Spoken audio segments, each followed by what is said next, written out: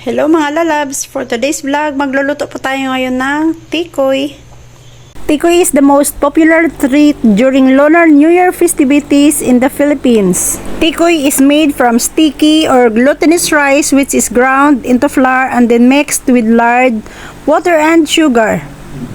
Kaya wag na natin patagalin to, simulan na natin ang pagluluto. First, we have to open the plastic para mailabas po natin itong ating tikoy. And then, ikakat po natin ito into small pieces.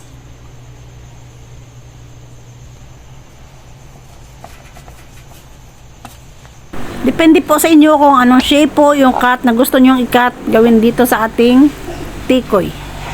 Ako, mas prefer ko po itong triangle shape para mas mabilis po itong ma-slice.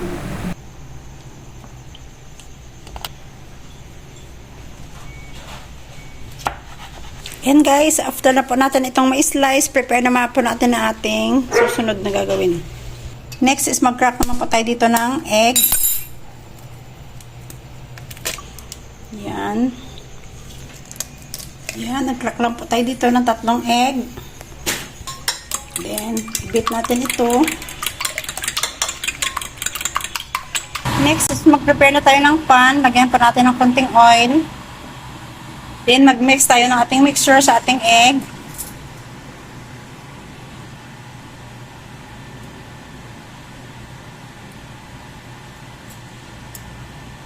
Yan, mix muna natin siya sa egg. And then i-fry natin itong ating mixture sa ating pan.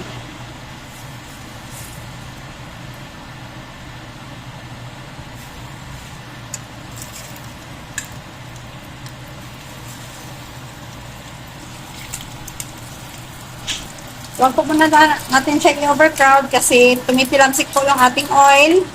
Antayin po natin maluto yung kabilang side, saka baliktarin naman po natin siya sa kabilang side. Ayan. Baliktarin po natin siya sa kabilang side. And then, antayin din natin itong maluto, saka natin hangungin sa ating oil. Ayan. Pag ganyan na yung kanyang itsura, hangungin na po natin ito sa ating oil.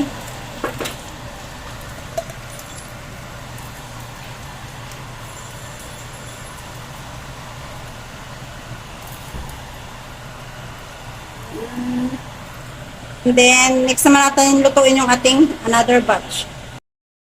Then naman yung ating next batch. Ayan. So guys, make sure na pag magprito po tayo nito, hindi masyadong marami yung ating oil na gagamitin para hindi po siya magiging too much oily. Ayan.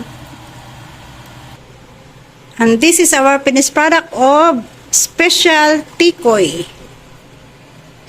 Guys, tikoy is sweet and sticky enough to keep the kitchen god's mouth shut. Offering tikoy keeps him from saying anything bad about you.